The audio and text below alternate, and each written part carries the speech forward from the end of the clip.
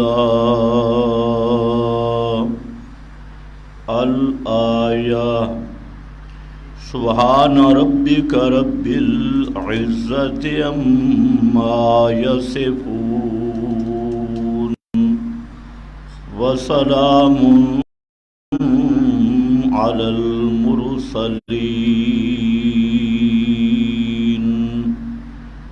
والحمد للہ رب العالمین۔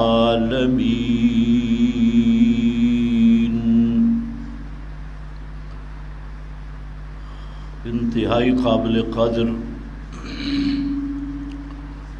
بزرگوں اور بھائیوں، گزشتہ بیان میں آپ حضرات کے سامنے یہود و نصارہ کے مکر و فریب اور ان کے ایجنڈا کا ذکر ہوا تھا کہ اسلام کے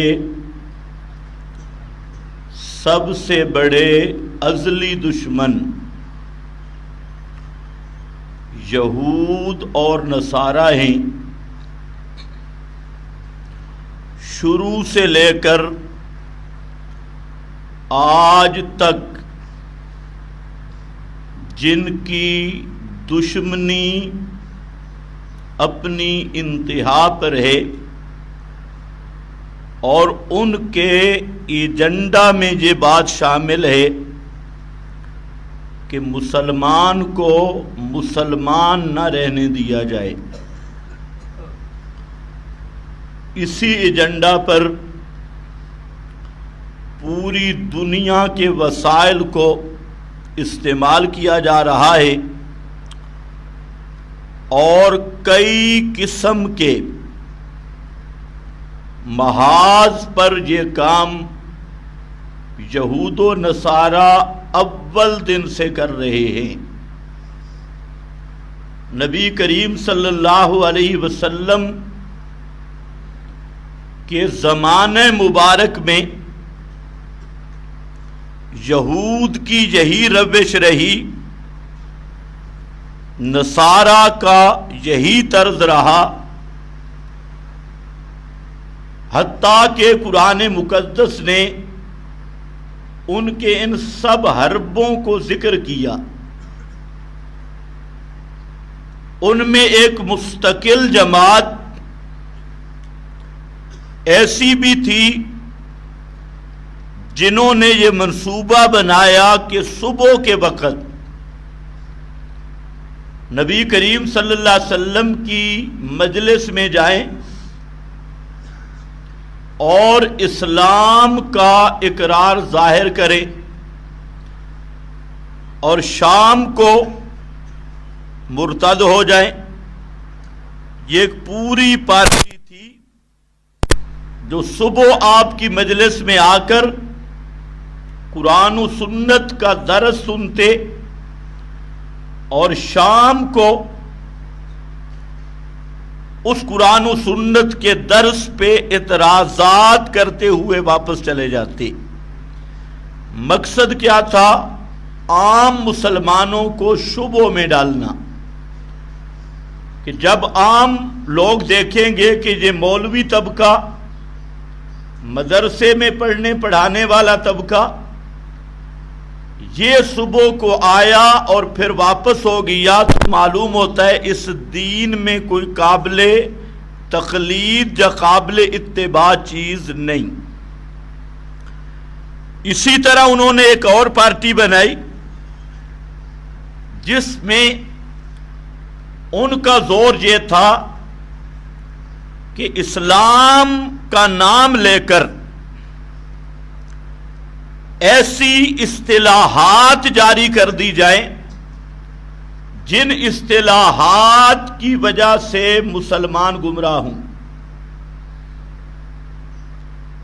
اس میں مثلا قرآن نے ان کی بعض باتیں اور پروگرام کی نشاندہی کی کہ صحابہ کرام نبی کریم صلی اللہ علیہ وسلم کے سامنے جب سمجھ نہ آتی کوئی بات تو وہ کہتے رائنا. اب اس رائنا کے لفظ کو، جس کا معنی ہماری رعایت فرماؤ، یعنی دوبارہ ارشاد فرماؤ، اس کو انہوں نے ٹیڑھا کیا اور وہ کہنے لگے رائینا، جس کا معنی ہمارے چرواہے، بکریاں بھیڑیں چرانے والے، رائی. اب اس لفظ کو انہوں نے بڑا شو کیا کہ یہ مسلمانوں میں رائج ہو جائے، رائینا.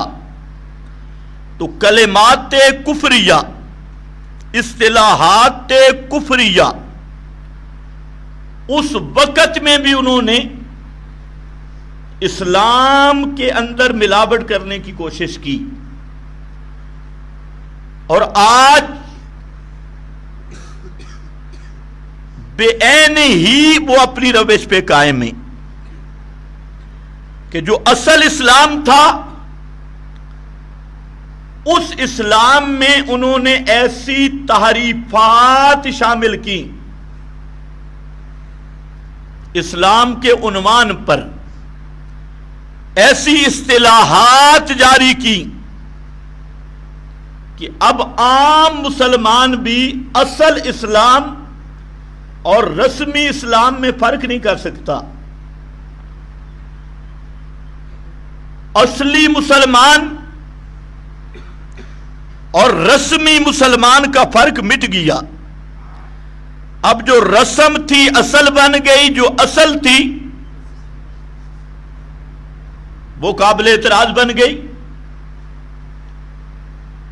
اور اسی چیز کی نبی کریم صلی اللہ علیہ وسلم نے اپنی پیشین گوئیوں میں امت کو آگاہ بھی کیا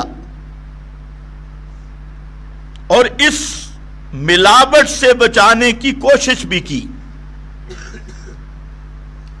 مثلا بعض احادیث میں، بخاری مسلم میں یہاں تک الفاظ ہیں لَتَتَّبِعُنَّ سُنَنَ مَنْ كَانَ قَبْلَكُمْ، کہ تم پہلے لوگوں کے نقش قدم پہ چلو گے، پہلے لوگوں کے. آگے اسی کی توضیح کرتے ہوئے فرمایا کہ اگر پہلے لوگوں میں کوئی ضب گو کے سوراخ میں داخل ہوا ہوگا لَدَخَلْتُمُوهُ، تم بھی اس میں داخل ہوگے. اور اگر پہلے لوگوں میں کسی نے اپنی ماں سے بدکاری کی ہوگی تو تمہارے اندر بھی وہ لوگ موجود ہوں گے جو اپنی ماں کے ساتھ زنا اور بدکاری کریں گے. یہ حدیث اس وقت سمجھ نہیں آ رہی تھی، محدثین بھی پریشان تھے کہ یہ کیسے ہو سکتا ہے کہ آدمی اپنی ماں سے زنا کرے، بدکاری کرے. آج کا جو معاشرہ ہے، آج سب سے زیادہ زنا اور بدکاری کے واقعات محرمات کے ساتھ آ رہی، محرمات کے ساتھ، محرم عورتیں، اور اتنی کثرت کے ساتھ ہے کہ ان کو بیان کرنا بھی ناممکن ہے، اتنی کثرت کے ساتھ. اب یہ کیا آپ نے فرمایا ان میں اگر ہوا تو ان میں بھی ہوگا؟ تو صحابہ حیران ہوئے اور پوچھا اجل یہود والنصارى، پچھلے لوگوں سے مراد یہود و نصارہ ہیں؟ تو آپ نے فرمایا اور کون ہیں؟ وہی یہود اور نصارہ. یہ پیشین گوئی اس امت کی تعلیم اور تحذیر کے لیے فرمائی کہ یہ امت یہود و نصارہ کے نقش قدم پہ جائے گی اس حد تک جائے گی، بے حیائی اور فحاشی میں، بے غیرتی میں اس حد تک ان کی آپس میں مشابہت ہوگی کہ یہ فعل رذیل ماں سے زیادہ محترم اور قابل عزت مقام نہیں۔ جب ماں کی عزت کا خیال بھی نہ رہے تو یہ درندگی اس امت میں بھی آئی، اور آپ کی پیشین گوئی کے مطابق آج ایسے واقعات سینکڑوں نہیں، ہزاروں کی تعداد میں موجود ہیں۔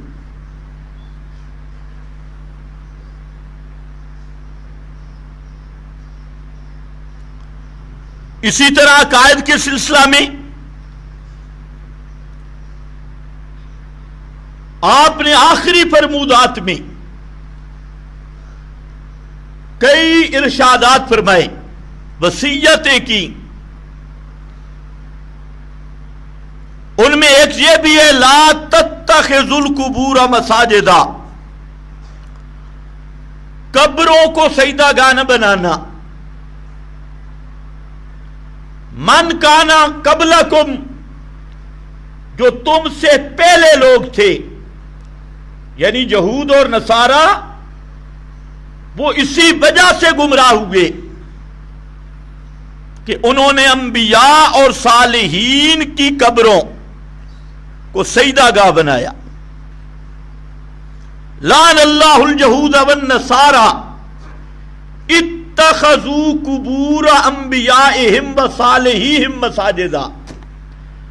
اللہ کی لعنت ہو یہود و نصارہ پر،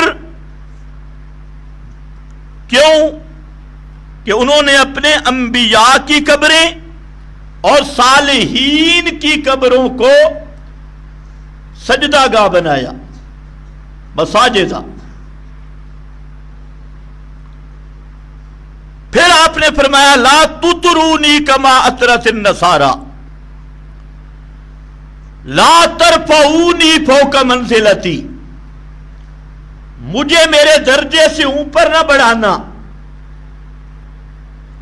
لا تطرونی کما اطرت النصارى، عیسی ابن مریم، مجھے اس طرح اپنے مقام سے اوپر مت بڑھانا جیسے عیسائیوں نے حضرت عیسیٰ کو ابدیت کے مقام سے اٹھا کر الوہیت کے مقام پہ کھڑا کیا۔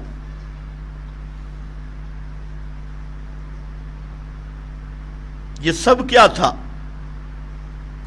یہ وہ تحذیرات پیشین گوئیاں ہیں، اور یہ حراست التوحید کا وہ باب ہے کہ جس پر نبی کریم صلی اللہ علیہ وسلم نے اپنی امت کو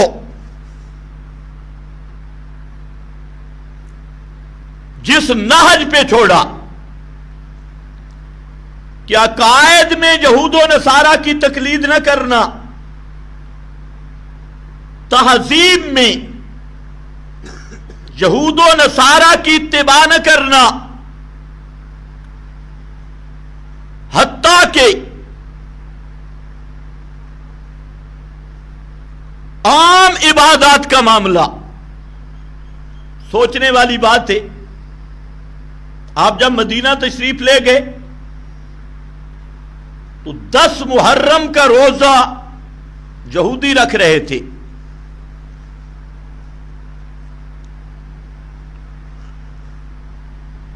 تو آپ صلی اللہ علیہ وسلم نے فرمایا اگر میں زندہ رہا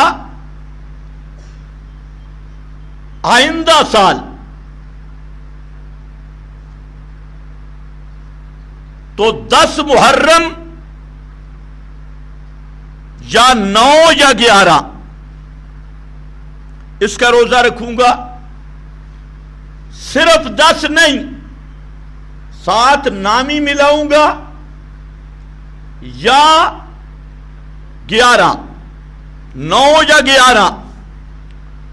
کیوں؟ تاکہ روزہ میں بھی یہود و نصارہ سے مشابہت نہ ہو. وہ 1 دن کا رکھتے ہم 2 دن کا رکھیں گے. حتیٰ کہ آپ نے اپنی امت کو چلنے میں جو ہدایات دی کہ یہود و نصارہ کی طرح چلنا نہیں، یہود و نصارہ کی طرح کھانا نہیں، یہود و نصارہ کی طرح لباس اختیار نہیں کرنا، یہود و نصارہ کی طرح عبادات نہیں کرنی، یہود و نصارہ کی طرح بیٹھنا نہیں، یہود و نصارہ کی طرح اپنی بیویوں کے ساتھ اس طرح قربت اختیار نہیں کرنی جو طریقہ ان کا ہے. یہاں تک آپ نے اہتمام کیا، اور اس کی وجہ یہی تھی کہ اس امت میں گمراہی کا اصل گیٹ یہی تھا، اور جو آپ نے فرمایا وہی ہوا. آج عقائد کے معاملات میں اکثریت امت کی یہود و نصارہ کے ڈگر پہ چلی گئی. جس طرح ان لوگوں میں افراط تفریط تھا، اس سے بڑھ کر افراط تفریط اس امت میں اب موجود ہے. اس 15ویں صدی میں جو تشدد اور افتراق اور فرقہ بازی کی لعنت، پارٹی بازی کی لعنت ان میں تھی، آج ان سے بڑھ کر اس امت میں آ گئی.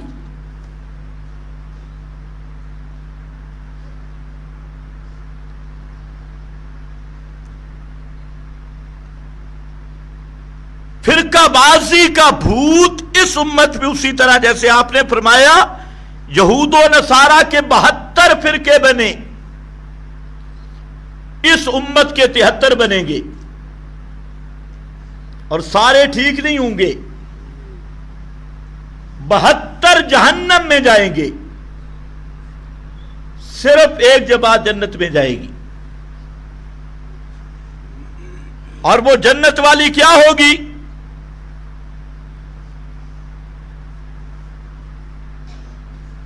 بہترین کسوٹی اور معیار، ما انا علیہ واصحابی، جس پر میں اور میرے صحابہ موجود ہیں، وہ ہے جنت والی جماعت. اور جو اس معیار سے ہٹ گیا وہ جنت کے راستے سے ہٹ گیا. موٹی سی بات ہے، ما انا علیہ واصحابی، جس پر میں اور میرے صحابہ تھے، اس معیار پہ چلنے والا. اور ساتھ آپ نے مثال کس کی دی؟ یہود و نصارہ کی، کیونکہ سب سے بڑا افتراق فرقہ بازی ان میں تھی. تو آج بھی کوئی حق تلاش کرنا چاہتا ہے تو فرقہ بازی میں حق نہیں ملتا.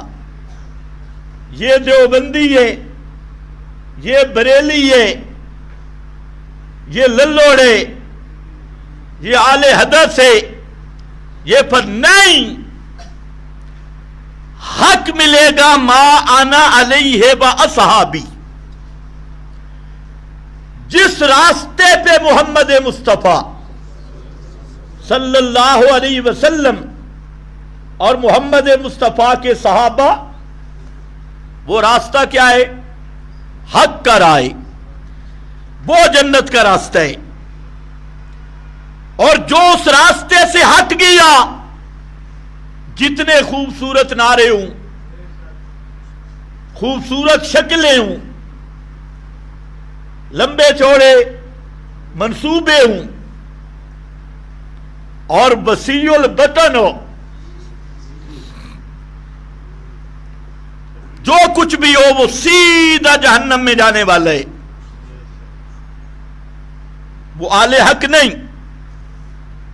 تو یہ اس امت کے لیے لمحہ فکریہ ہے کہ سب سے پہلے راستہ تلاش کرنا ہوگا کہ اصلی اسلام کیا ہے، دعوت محمد مصطفیٰ کیا ہے، صحابہ اس دعوت پہ کس طرح چلے۔ یہ وہ نقطہ ہے جو ہر آدمی پر سمجھنا واجب نہیں، فرض ہے۔ جب تک یہ نہیں سمجھا، نبی کا طریقہ نہیں سمجھا، صحابہ کا راستہ نہیں سمجھا، تو مت رہے نعرہ بازی میں، سبز باغوں میں۔ وہ سب شیطان کے راستے ہیں، اللہ تک پہنچنے والا راستہ وہی ہے ما انا علیہ و اصحابی، اور کوئی راستہ نہیں۔ اور ہے بھی بڑا آسان۔ نبی اور نبی کے صحابہ کے پاس ایمان والی کون سی کتاب تھی؟ کوئی شک ہے؟ سوچ لو۔ ما انا علیہ و اصحابی ابھی پتہ چل جائے گا۔ ان کے پاس کوئی المحنت شریف، فضائل اعمال،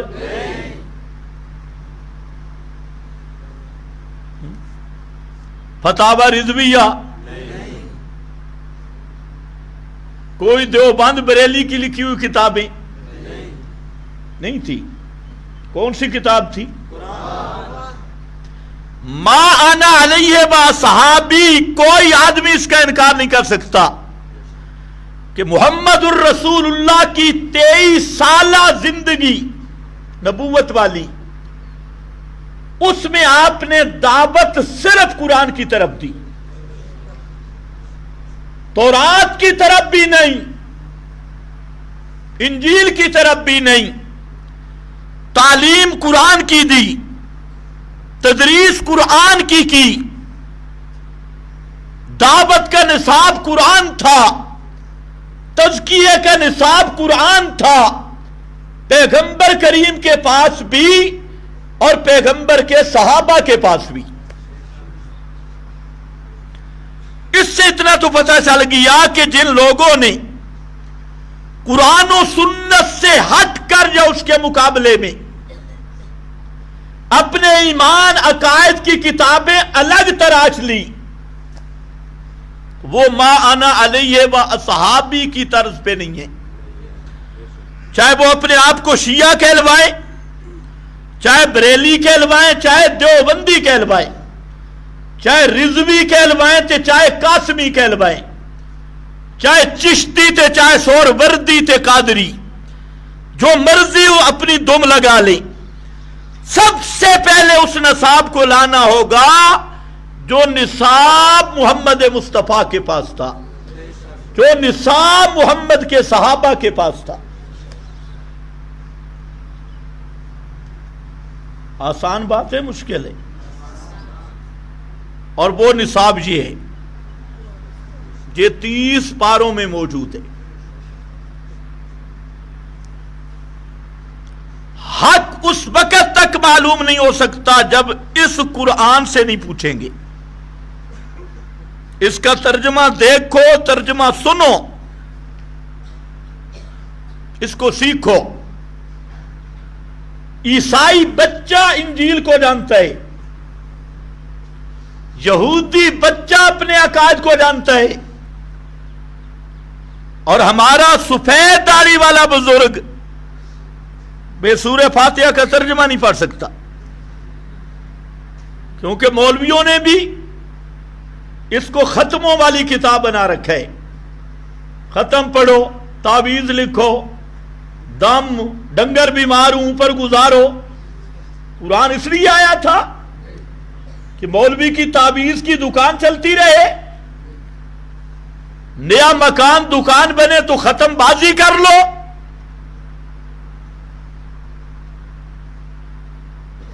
یہ قرآن اس لیے نہیں آیا، یہ قرآن آیا یہدی للتی ہے یا اقوم، یہ حق اور باطل کا نکھیڑا کرنے کے لیے آیا۔ تبارک الذی نزل الفرقان علی عبدہ، فرقان کا معنی توڑ پیدا کرنے والی کتاب، حق اور باطل کو جدا کرنے والی کتاب۔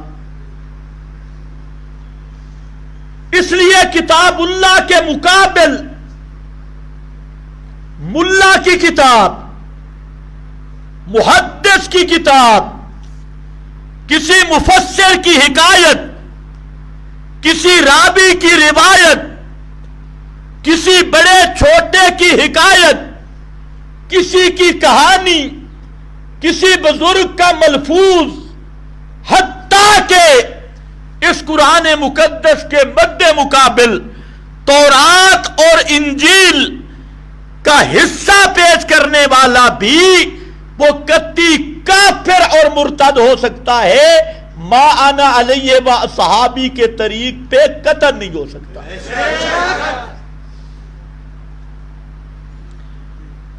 یہ وہ جملہ ہے جس سے مولویوں کے پیٹ خراب ہو جاتی اور جواب نہیں، پھر صرف گالیاں دیتی، صرف گالیاں۔ لیکن مسئلہ یہ ہے قرآن کے مقابل کسی کی کوئی بات کی مچھر کے پر جتنی حیثیت بھی نہیں۔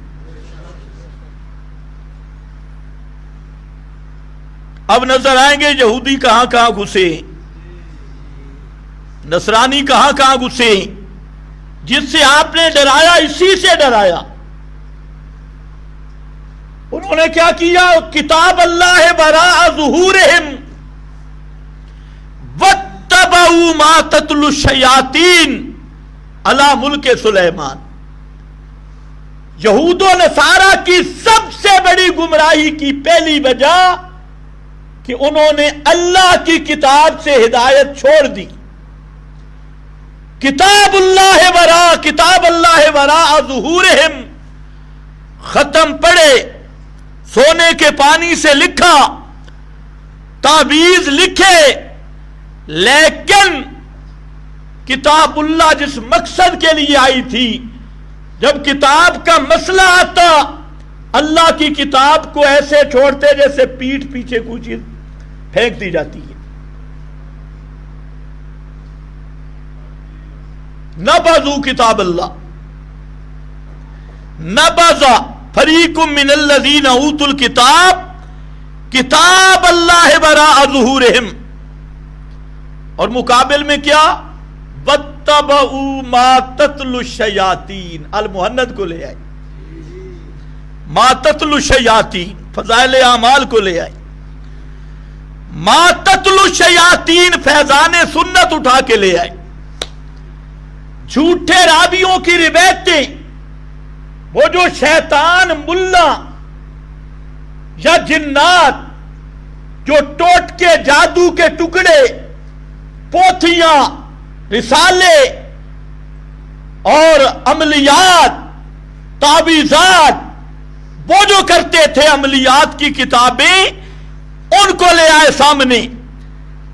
اللہ وہ حضرت سلیمان کے زمانہ میں جو جن شیاطین یا انس شیاطین وہ ٹونے ٹوٹ کے کرتے تھے، ان کے پیچھے چل پڑے اور کتاب اللہ وراء ظہورہم، اللہ کی کتاب کو بالکل چھوڑ دیا، متروک کر دیا۔ اور اس امت کی بھی یہی شکایت لگے گی، رب انا قومی اتخذوا ھذا القرآن مہجورا۔ اللہ کے پیغمبر یہی شکایت لگائیں گے، اور جرم کیا ہے؟ یا اللہ یہ وہ میری امت ہے، قوم ہے، اتخذوا ھذا القرآن مہجورا، انہوں نے اس قرآن کو مہجور کر دیا تھا، چھوڑ رکھا تھا۔ متروک کر دیا تھا، قرآن ان کے جالوں میں رہا، قرآن ان کے ختموں پہ سالانہ محرم ربیع الاول کے ختموں پہ آتا تھا، عدالتوں میں سر پہ قرآن اٹھاتے تھے، لیکن قرآن جس مقصد کے لیے آیا مہجورا، یہ قرآن تو انقلابی کتاب تھی، دلوں کی دنیا کو بدلنے کے لیے قرآن کو بھیجا تھا، اور نظام عالم میں ہر قانون ختم کر کے صرف کتاب اللہ کے قانون کے نفاذ کے لیے قرآن کو بھیجا تھا۔ لیکن یہ وہ بدبخت ہے پینٹ پتلون کے بچے، انہوں نے انگریز کے قانون کو لے لیا عدالتوں میں، لیکن حاضل قرآن مہجورا، اس قرآن کو چھوڑ دیا۔ اور یہ جو ملا ملوانے پیر شیاطین، انہوں نے ہر قسم کی بدعات کر لی۔ پیر صاحب کے ملفوظات بابوزو ہو کے پڑھتے تھے، عملیات کی شٹلیات، ذکر جاری کی مجالس، اور ان کی مجلس سے ان کا اٹھنا بیٹھنا، پیروں کے وظائف کا ادب و احترام، یہ اتنا کرتے کہ دل سے کانپ جاتے تھے۔ اور جب تیری کتاب کا مسئلہ آتا بلو علی ادبارہم نفورا، یہ پیڑ دے کے بھاگ جاتے تھے۔ یہ بڑا سخت مسئلہ ہے، ہاں نرم ہو یہ جڑا بے ایمان کر رہی، نرم مسئلہ وہ یہ سخت مسئلہ ہے۔ تو اس لیے سب سے پہلا پوائنٹ جو یہودیت نصرانیت کی بنیاد ہے، فرقہ بازی کی بنیاد ہے کہ اللہ کی کتاب کے ہوتے ہوئے دوسرے رسالوں پہ ایمان رکھا جائے، کتاب اللہ کے ہوتے ہوئے اس کے مقابل کذاب، شتام، رافضی، ناسبی قسم کے شیاطین رابی جو کتاب اللہ سے ٹکر کھائیں ان پہ ایمان ہو، اور اللہ کی کتاب پر ایمان نہ ہو تو سمجھو یہ یہودیت کی ابتدا ہے، نصرانیت کی ابتدا ہے۔ ہزار دفعہ کہے مسلمان اللہ کے نزدیک وہ نہیں۔ لوگ کہتے ہیں یہ کافر کہتی ہیں، لوگوں کو کافر کہتی ہیں، بھئی ہم کہتے نہیں، بتاتی ہیں۔ بتانا تو کوئی جرم نہیں نا، یہ چور ہے، کوئی چور چوری کرے یہ بتانا جرم ہے کہ یہ چور ہے؟ نہیں جی، چوری کو چوری نہ کہو، ڈاکہ کو ڈاکہ نہ کہو، زنا کو زنا نہ کہو، پھر ایسے بے ایمان گناہ سے نفرت کرو، گناہگار سے نہیں۔ بہت اچھا، پھر چور کا ہاتھ کیوں کاٹتے ہیں؟ ڈاکو کو سزا کیوں دیتے ہیں؟ قصاص میں قتل کیوں؟ انہوں نے بالکل ماڈرن اسلام نیا لے لیا، اسی یہود نصارہ کے نقش قدم پہ۔ سب سے پہلی بات پیغمبر نے یہی دعوت دی، قل یا اہل الکتاب، میرے پیغمبر اعلان کرو، دعوت دو، یا اہل الکتاب، او کتابوں والو، کتابیں پڑھنے والو، عام ان پڑھ نہیں، ملا پیر طبقہ، لستم علی شیء حتی تقیموا التوراۃ والانجیل وما انزل الیکم من ربکم، لستم علی شیء، اس وقت تک تم نرے بے دین، کھلے کافر ہو، جب تک زمینی کتابیں چھوڑتے نہیں اور اللہ کی بھیجی ہوئی کتابوں کو قائم نہیں کرتے۔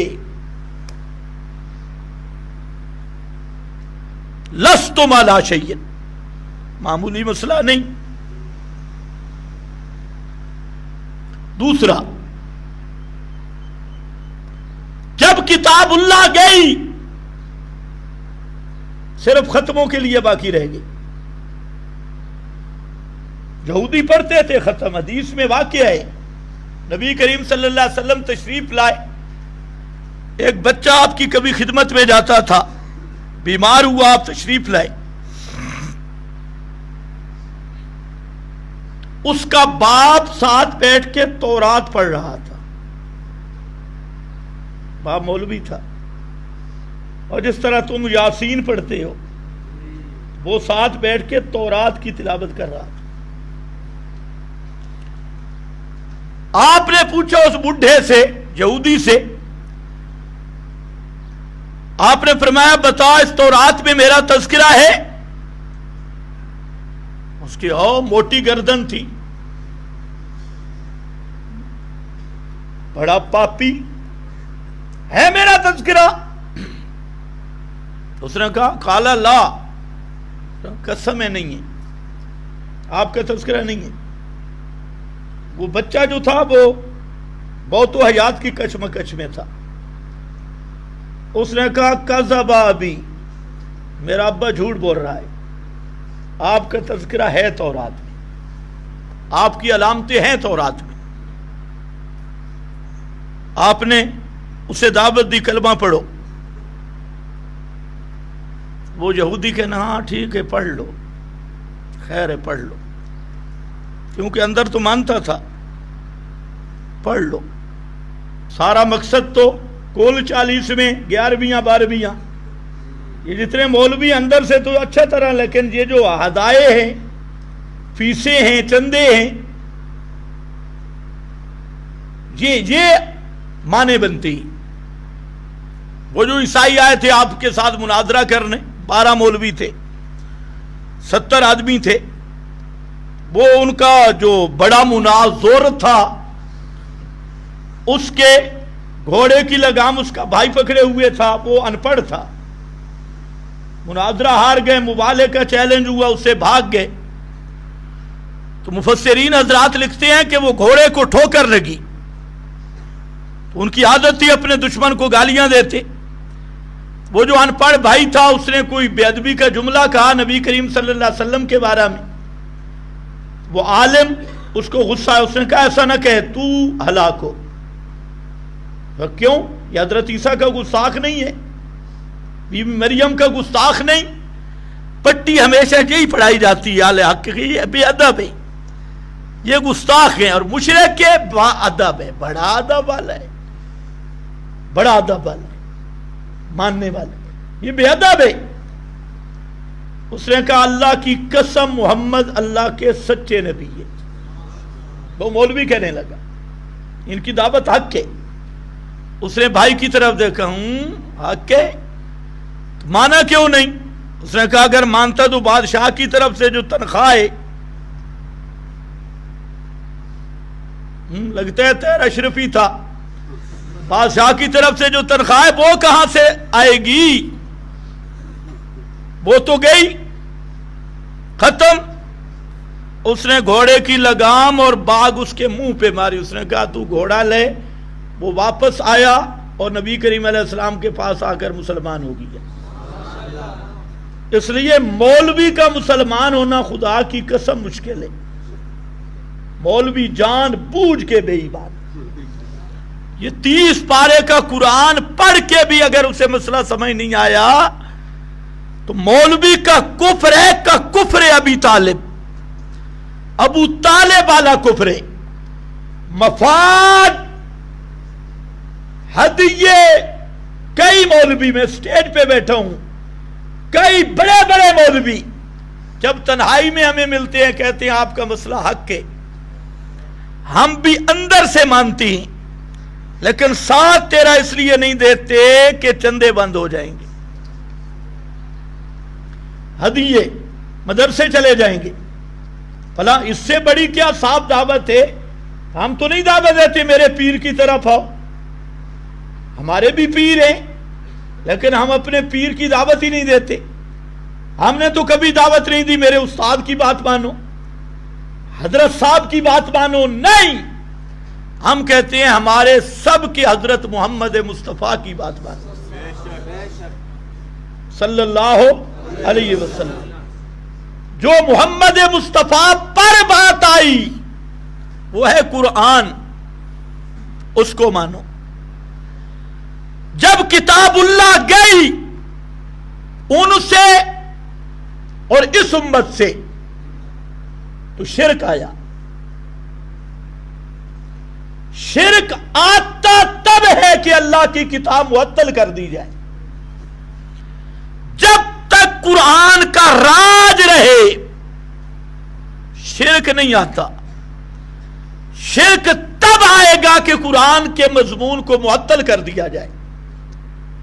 اللہ کی کتابیں آتی اس لیے کہ وہ توحید پر پکا رکھنے کے لیے. جب اللہ کی کتابوں سے تعلق ٹوٹ جائے دو چیزیں ہوتی ہیں. جہاں مداحنت پیدا ہوتی ہے کتمان اور مداحنت یا خالص شرک آتا ہے. اب وہ بھی مشرک بنے مولوی ہونے کے باوجود پیر ہونے کے باوجود. اب قرآن نے جب ان سے جہاد کی وجوہات بیان کی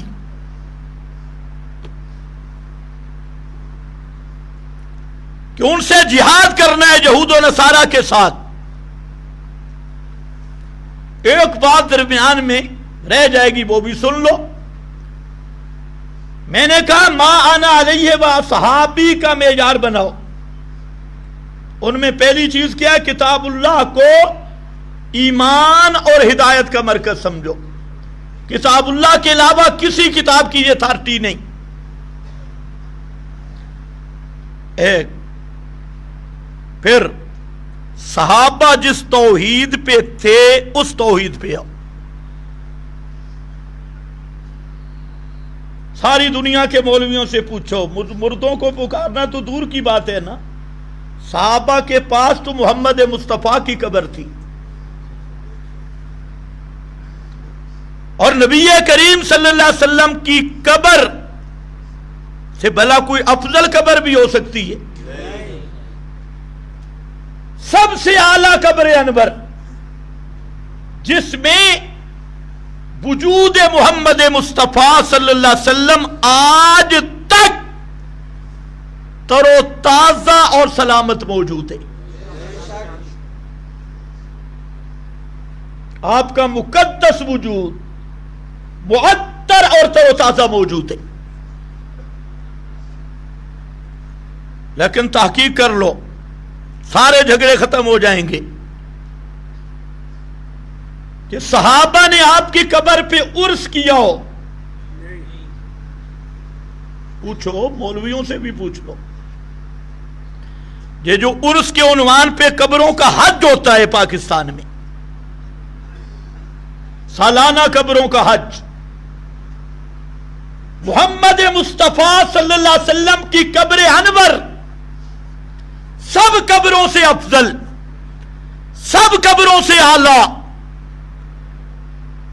کسی صحابی نے آپ کی قبر پہ جا کر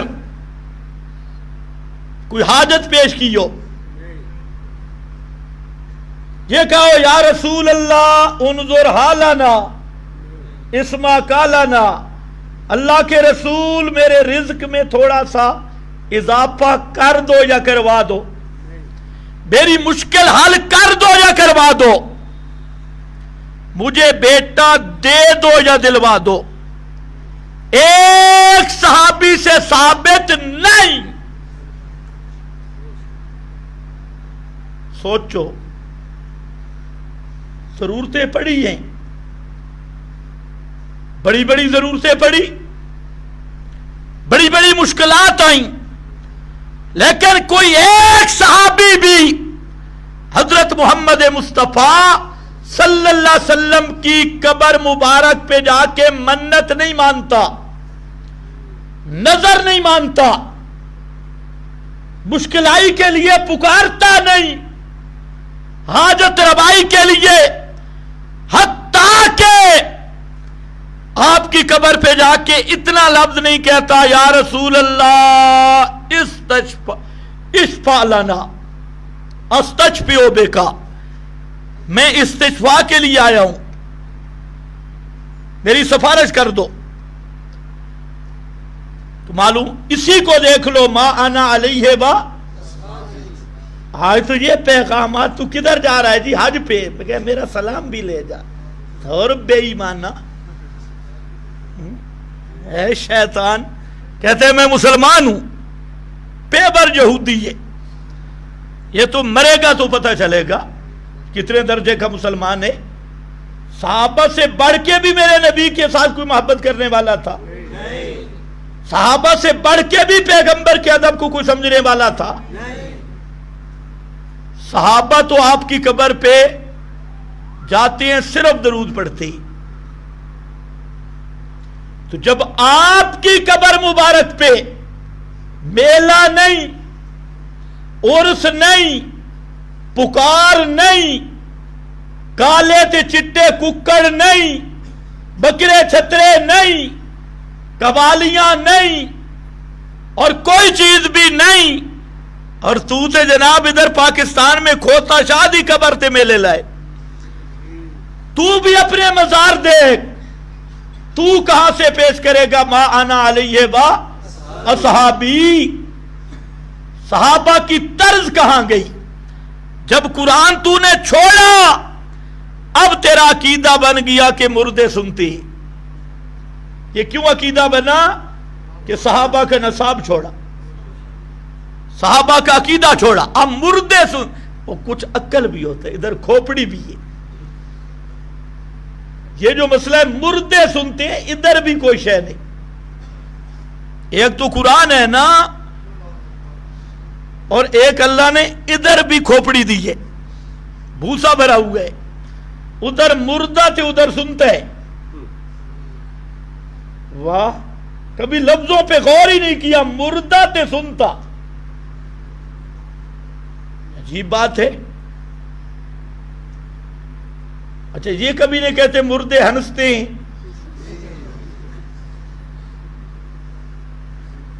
حضرت شیخ القرآن رحمہ اللہ اس مسئلے کو زبردست سمجھاتے، فرماتے اگر تمہیں کوئی کہے میں راستے پہ تھا، مردہ قبر سے نکلا اور ہوٹل پہ بیٹھ کے چائے پی رہا تھا، مان لو گے؟ جی ابھی آپ کا موٹر سائیکل اللہ کرے کوئی نہ لے جائے، اور کوئی لے جائے اور آپ کو باہر کوئی کہے بھی میں نے دیکھا قبر سے مردہ نکلا، موٹر سائیکل کو کک لگائی اور لے گئی، مان لو گے؟ اس میں کیوں ہنستے ہو؟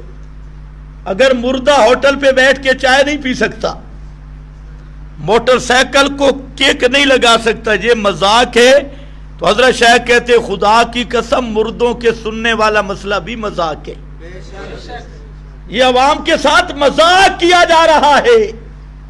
آپ خود سوچیں کہ آپ کی امی جان زندہ بھی ہو، سنتی بھی ہو، تو اس کو مٹی میں رکھیں گے؟ اس کو تو پھر گھر میں کوئی تابوت بنا لے، صبح و شام گیا دعا بھی کروائی، امی جی خیر ہے جی بالکل ٹھیک پترا ٹھیک ہے، موت ہے۔ عجیب بات ہے۔ اور جب یہ عقیدہ آیا نا مردے، اب سارے شرک کے دروازے کھل گئے، اب سنتے ہیں تو کچھ نہ کچھ کر بھی سکتے ہیں، کر نہیں سکتے تو کروا تو سکتے ہیں، نہیں تو کم از کم ان کی قبروں پہ میلے بکرے چھترے آئیں تو ان کی قبر کی جو دعا ہے نا اقرب الی الاجابت قبول ہو جاتی۔ لیکن دیکھو صحابہ میں یہ کام تھا؟ نہیں تھا، نہیں تھا۔ اچھا پھر اتنے صحابہ فوت ہوئے، کسی صحابی نے صحابی کا مزار بنایا ہو، وہاں پر بکرے چھترے لے گیا ہو؟ نہیں۔ اسی طرح موٹی موٹی باتیں اگر عقل ساتھ دے اور توفیق بھی ہو، اذان ہر مسجد میں 5 وقت ملتی ہے، ہر مسجد میں۔ اب ذرا آپ تحقیق کرنا مشکل ہے کہ صحابہ کون سی اذان دیتے تھے؟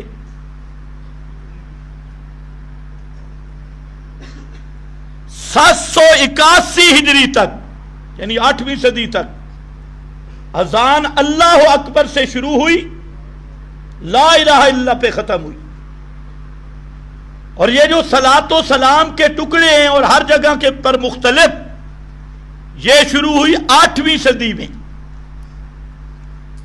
اب یہ جو آپ نے معیار بتایا ما انا علیہ و اصحابی، یہ سمجھنا مشکل ہے۔ یہ تو سلاتی خود بھی کہتی ہیں. اب بھی آپ دیکھ لیں لاؤڈ سپیکر ہو سلاد پڑھتے ہیں, لاؤڈ سپیکر نہ ہو تو سلاد ہی کوئی نہیں. اچھا مولوی کیا کہتے ہیں؟ کہتے ہیں یہ بدعت حسنہ ہے, سونی بدعت ہے, بدعت حسنہ. اسی طرح جنازہ, اسی طرح نبی کریم صلی اللہ علیہ وسلم کی 3 بیٹیاں آپ کی زندگی میں وفات پائی انہوں نے. کوئی کل شریف 40واں, جمعرات, تیجا نہیں. تو پھر مانا علیہ با صحابی کہاں گیا؟ صحابہ کے بچے فوت ہوئے اور یہ اجمی رچ, اجمی ریچ ملا, اس نے یہ سارا ملا ٹیکس بنایا. کل جمعراتیں, ختم شریف تے 40واں شریف تے 11ویں شریف تے, ہر بدماش کے ساتھ شریف شریف شریف شریف شریف شریف. 2 لفظوں کو خراب کیا, شاہ اور شریف. کھوتا شاہ, مار گڑبڑ شاہ, تربڑ شاہ, فلانا شاہ, اور جمعرات شریف, کل شریف, 40واں شریف, شریف شریف شریف لگا کے. واپس آؤ آیت کی طرف, میں ترجمہ کروں. یہ 2 جمعے ہو گئے پورا ترجمہ اس آیت کا نہیں ہوا. اللہ نے حکم دیا کہ یہ لوگ یہود اور نصارہ, ان کے ساتھ کیا معاملہ کرنا ہے؟ قتال, جہاد کرنا ہے, جہاد کرنا ہے. اب اگر یہ ایتیں ہمارے حکمرانوں کو آتی, قرآن ترجمے کے ساتھ یہ پڑے ہوئے ہوتے, تو یہ اقوام متحدہ کی طرف دیکھتے. یہ بیچارے ایسے گنگلو ہیں, نہ قرآن کا پتہ نہ حدیث کا. اور پھر انہوں نے ایک علماء کونسل بنائی ہے, علماء کونسل, اور اس میں ماشاءاللہ کٹر اجہل ترین لوگوں کو رکھا, نہ دین کے نہ دنیا کی. میں ہمارا ایک تحفہ انہوں نے رکھ لیا, اشرفی صاحب. اب وہ سر کی چوٹی سے لے کے گٹے تک جاہل ہے, علم کی ہوا نہیں لگی, اور پاگل بھی ہے, صرف جاہل نہیں, دماغ بھی کھوتا دماغ ہے, چن چن کر رکھی. یہ علماء کون سا ریاست مدینہ کی, آپ کے یہ بڑے حکمران ہیں. انہوں نے ہمیں بھی کہا جی ہم آپ کو علماء ونگ کا صدر بناتی. میں نے کہا تمہاری ونگ کا صدر بننے کے لیے بے ایمان ہونا شرط ہے, اس لیے ونگ اپنے پاس رکھے. اللہ نے جو ہمیں صدارت دی کتاب و سنت کے بیان والی, تمہاری ساری دنیا کی بادشاہیں اس کے ایک لحظے کا مقابلہ بھی نہیں کر سکتے. علماء کونسل, نرے شیاطین, جاہل لوگ. اب وہ لوگوں کے مدینہ کی ریاست, اور مدینہ کی ریاست کے جو امیر المومنین ہے, اس کی شکل دیکھو نہیں پتا چلتا ہے یہ یہودی ہے یا مسلمان ہے. چھوٹے بچوں کو تو یہ بھی نہیں پتا چلتا ہے یہ زنانی ہے یا مرد ہے, نہ مونچھے ہے نہ داڑھی ہے. مدینہ کی ریاست, کنجریاں نچوا نچوا کے, ساری دنیا کی بے حیائی پھیلا کے مدینہ کی ریاست. اب مدینہ کی ریاست کی ایک اور بھی نکلی ہے, وہ ملالہ, ملالہ. اب یہ وہ خالصتاً یہودی این جی اوز, بیان نکاح کی ضرورت ہی نہیں, جس کا جی چاہے شیخ رشید بن جائے.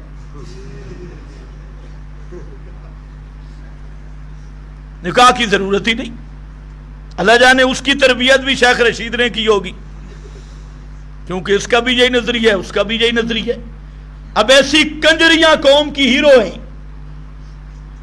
کہ جس کو پارٹنر بنائے نا, پارٹنر شپ رکھ سکتے ہو, سمجھا کہ یہ ازدواجی زندگی کوئی دکان ہے، پارٹنرشپ خوش کر کے.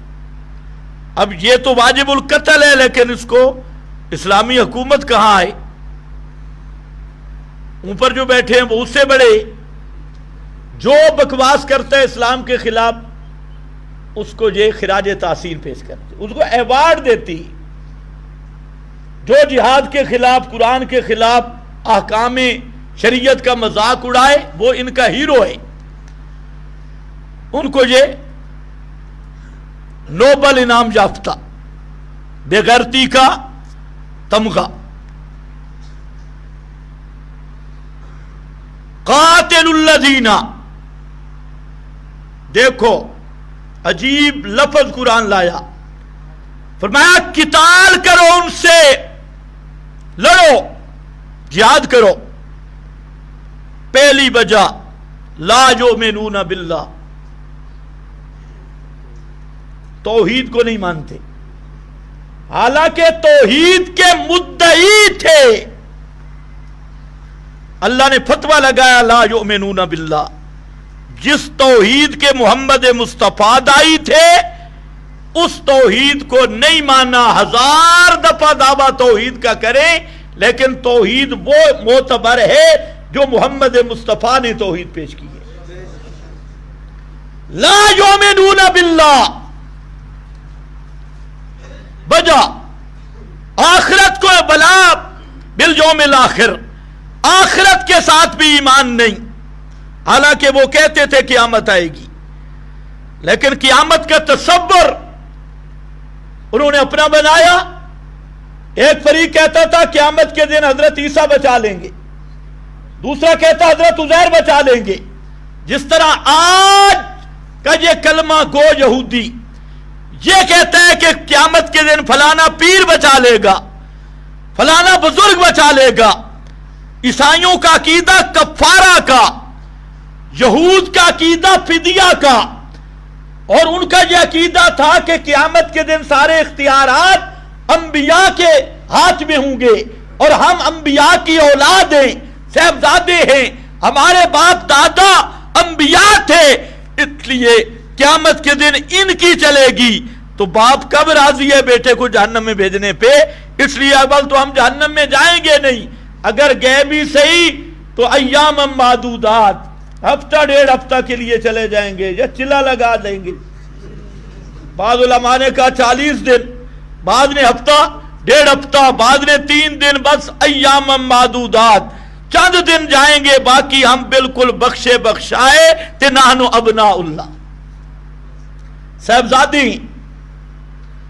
اور جس جماعت میں صاحبزادوں کی کثرت ہو جائے اس جماعت پر زوال آتے.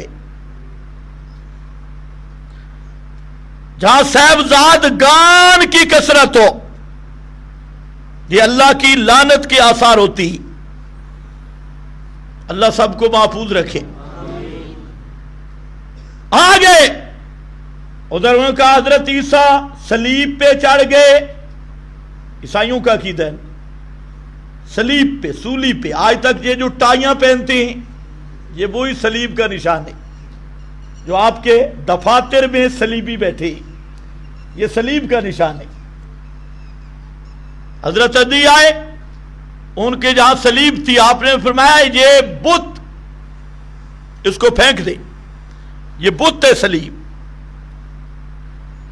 آج کل تو ماشاءاللہ ٹائی، یہ سارے بت پرست صلیبی کلمہ گو.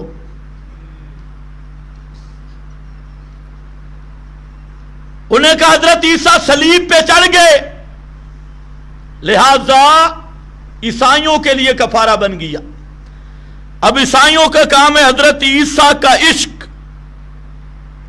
آگے حضرت عیسیٰ جانے، خدا جانے وہ ابن اللہ ہے. یہی عقیدہ رافضیوں کا. حضرت حسین شہید ہوئے، تم رو ان کے غم میں، تم بخشے بخشائے ہو. شیعوں کے گناہوں کی سزا سنی مولویوں کو ملے گی، یہ ان کا عقیدہ ہے.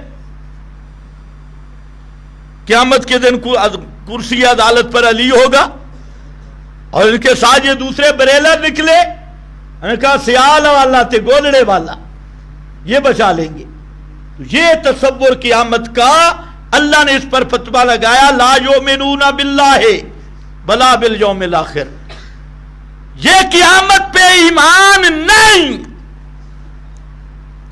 قیامت پہ ایمان یہ ہے یوم لا تملک نفس لنفس شیئا والامر یومئذ للہ.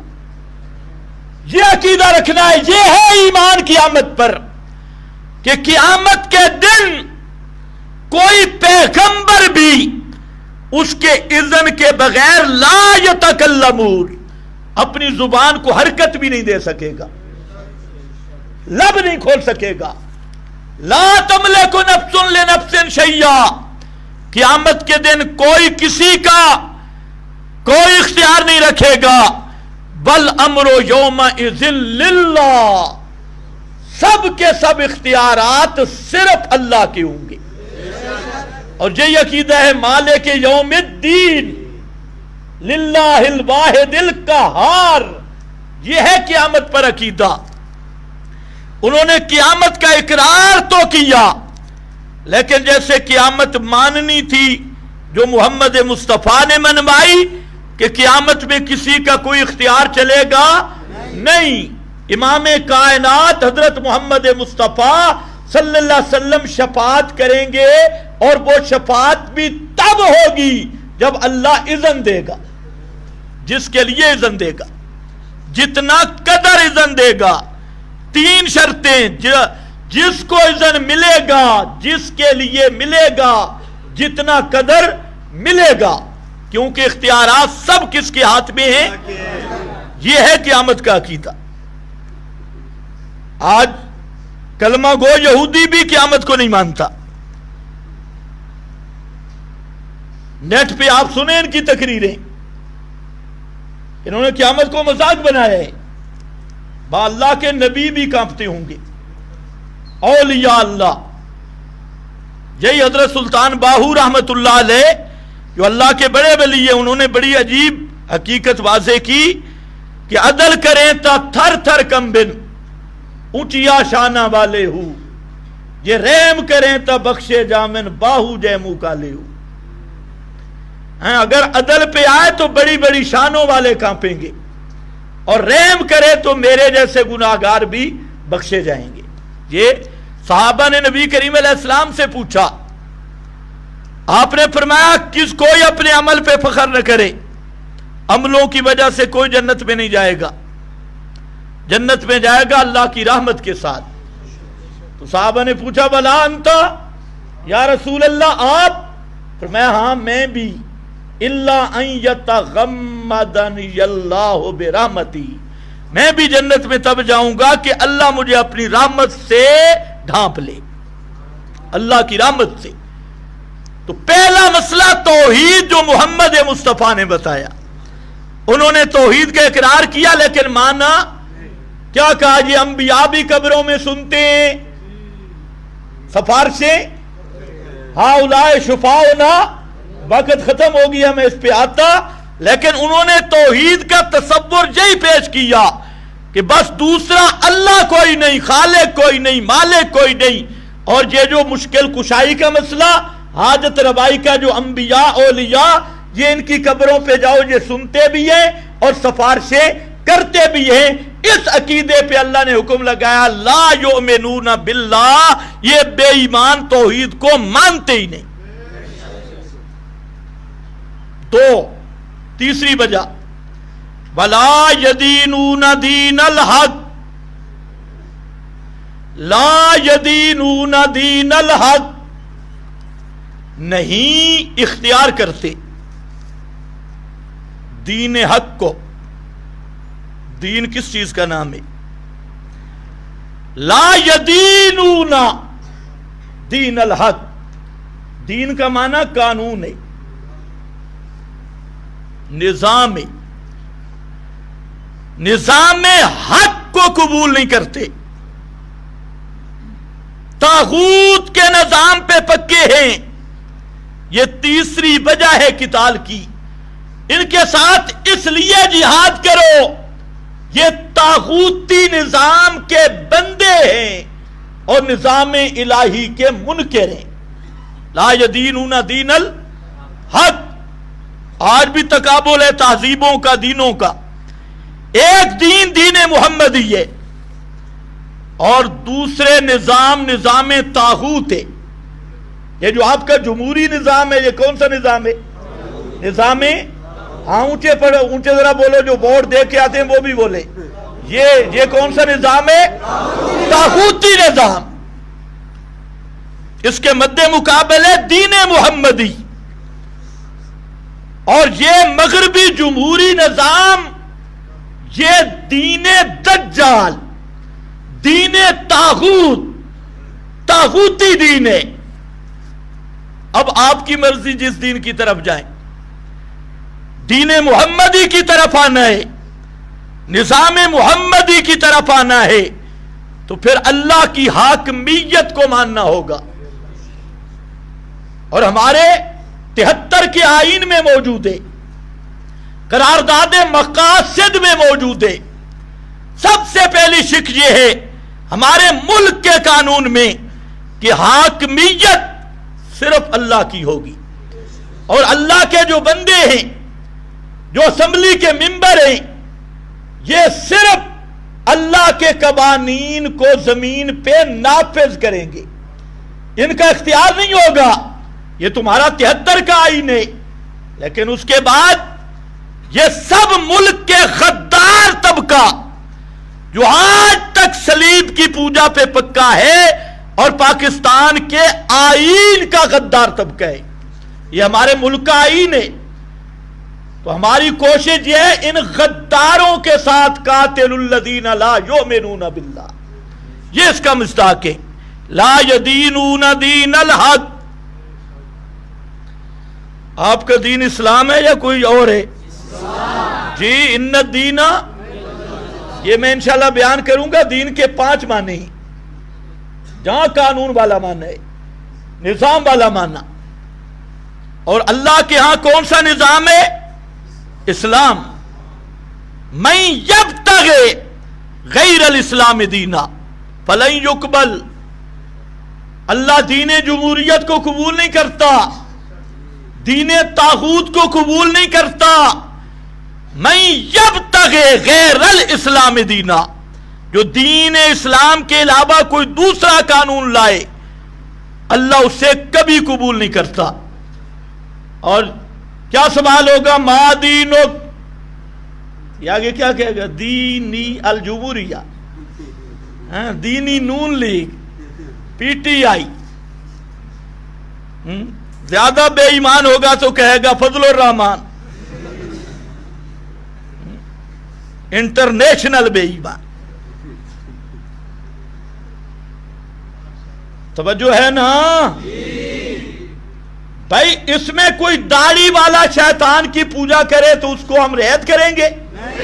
کوئی دیوبندی شیطان کی پوجا کرے ہم اس کی رعایت کریں گے؟ قطعاً نہیں. جام یار لا الہ ان اقاتل الناس حتی یقولوا لا الہ الا اللہ. یہ ماننا ہوگا کہ ہر طاغوت سے انکار، اور یؤمن باللہ. لا یدینون دین الحق، اللہ کے قانون کو نہیں مانتے، اس لیے ان سے جہاد کرو. آگے اس کی شک، ولا یحرمون ما حرم اللہ.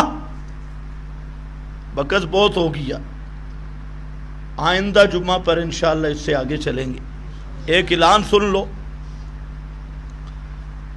ایک تو بلکہ 3 باتیں سمجھ لو، ابھی 5-6 منٹ ہیں، اچھی طرح سن لو. ایک تو نیا تعلیمی سال شروع ہو چکا ہے، اور اس میں ہفتے والے دن سے انشاءاللہ باقاعدہ جہاں اولا سے لے کر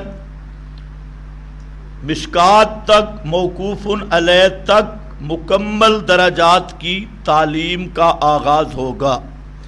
हिफ्ज़ नाज़रा का भी शुरू है और शोबा कुतुब में ऊला से मौकूफ़ुन अलैह तक बेहतरीन असातिज़ा और बेहतरीन माहौल।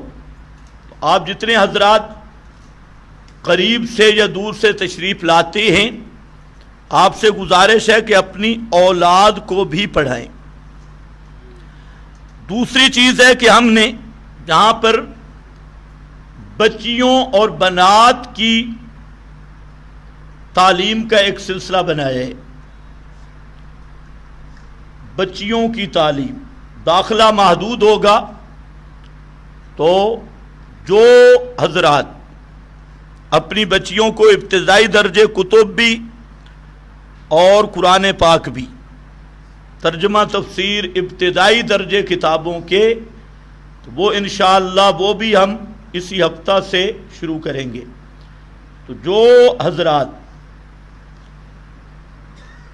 अपनी बच्चियां पढ़ाना चाहते हैं तो वो बाद में राब्ता कर लें, ताकि एक तरतीब के साथ ये नज़म भी हो जाए। हम चाहते ये हैं, बजाय इसके कि दूर की बच्चियां हैं, आप जो करीब के साथी हैं बार बार ये मुतालबा भी करते हैं जी बच्चियों की तालीम का सिलसिला होना चाहिए।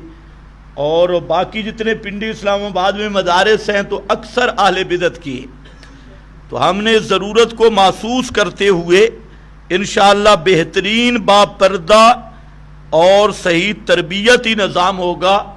और उसमें भी कोशिश यही है कि इब्तिदान कुरान पाक पढ़ने वाली बच्चियाँ और जो इब्तिदाई किताबें दीनी हैं वो पढ़ने वाली बच्चियाँ, तो उनके दाखिले का सिलसिला भी आज से शुरू होगा, 2-3 दिन 4 तक जारी रहेगा। जो हजरात राब्ता करना चाहते हैं वो ज़रा जल्दी राब्ता करेंगे और अपने साथियों तक भी ये पहुँचा दो। तीसरे नंबर पर जो अहम बात है वो आप हजरात से ये है कि आपको काफ़ी पुराने साथी भी जहाँ हैं, कुछ नए साथी भी हैं, तो मस्जिद के सिलसिला में